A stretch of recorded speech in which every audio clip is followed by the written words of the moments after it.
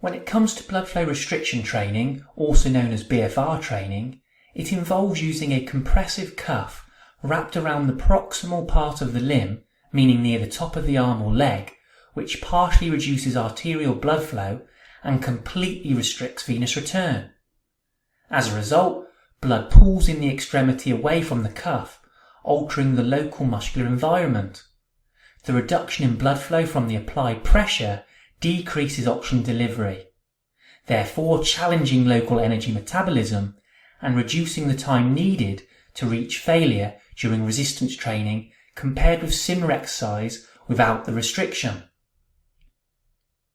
As more and more people are wanting to adopt BFR in their own training, the article published in the Strength and Conditioning Journal titled Blood Flow Restriction Training and the Physique Athlete, a practical research-based guide to maximising muscle size, was produced by Nicholas Rolnick and Brad Schoenfeld to help guide how we can implement BFR in our own training. This presentation, brought to you by Talking Sports Science, will be a summary of their article that is split into two parts. Part 1 is going to summarise the 4 key considerations for the application of blood flow restriction, while Part 2 is going to summarise 8 key training recommendations for the application of blood flow restriction to maximising hypertrophy. Before we delve into the 4 key considerations for the application of blood flow restriction, we are going to briefly look at the mechanisms underlying hypertrophy when using BFR. There are 2 primary mechanisms underlying the benefits observed with low load resistance training with BFR, which are metabolite-induced accelerated fatigue and cellular swelling. Metabolite-induced accelerated fatigue describes the phenomena that occur when BFR is applied to an exercising limb and metabolic byproducts are unable to exit the limb through the venous system due to the restrictive cuff. These metabolites interfere with muscle contraction, causing earlier recruitment of type 2 muscle fibers relative to the same exercise being performed in normal free blood flow conditions. As fatigue accumulates from the metabolic stress, muscle contraction velocity slows and muscle activation increases, stimulating hypertrophic processes. The second mechanism is cell swelling and describes the acute increase in muscle thickness that results from accumulation of fluid in a limb due to a lack of venous return. Fluid accumulation during and after exercise is believed to be due to decreased oxygen availability, the accumulation of metabolites and subsequent increases in blood in the muscle. Again, these factors have been linked to earlier type 2 muscle fiber recruitment that may contribute to meaningful long-term changes in muscle size. Let's now turn our attention to the 4 key considerations of the application of blood flow restriction. Consideration 1. Cuff type. Are you going to use knee wraps or pneumatic cuffs?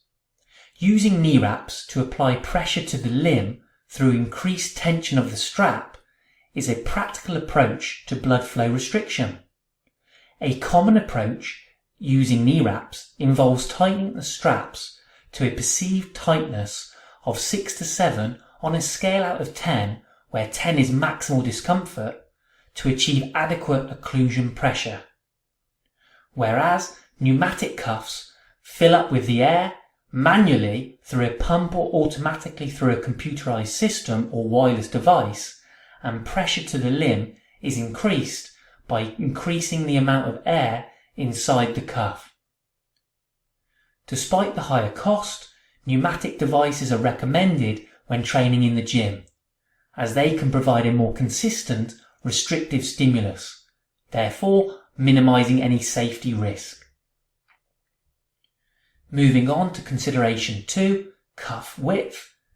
When it comes to the width of the cuff, for BFR it very much depends, as both a narrow cuff, e.g. 5 cm, and a wide cuff, e.g. 17 cm, are acceptable if using percentage of limb occlusion pressure. LOP. LOP is the minimum pressure needed to completely restrict both arterial and venous flow to the limb, and when using BFR, exercise is performed at a percentage of this value.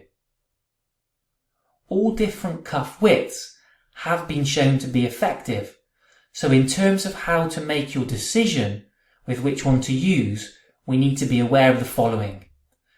Narrow cuffs require higher pressures to obtain limb occlusion pressure, potentially increasing risk to underlying nerves and blood vessels. Narrow cuffs have also been shown to be more comfortable compared to wider cuffs when set to the same relative LOP.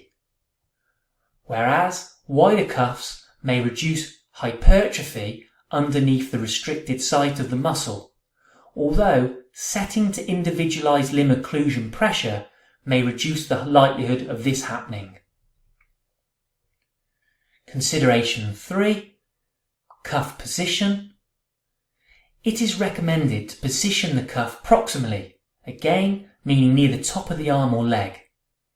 This is because both nerves and blood vessels are more protected closer to the trunk due to increased soft tissue. So, for safety reasons, proximal cuff position is preferred.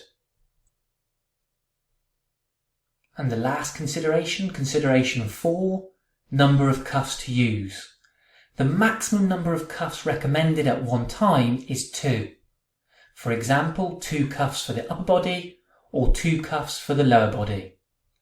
Although there is no research comparing the acute or chronic safety of BFR applied to 4 limbs, exercising with more than 2 cuffs on simultaneously may unnecessarily increase risk of adverse cardiovascular events, and therefore is not recommended. We have now reviewed the 4 key considerations of the application of blood flow restriction. Thanks for listening, folks. Check out part 2 for the training recommendations when using blood flow restriction.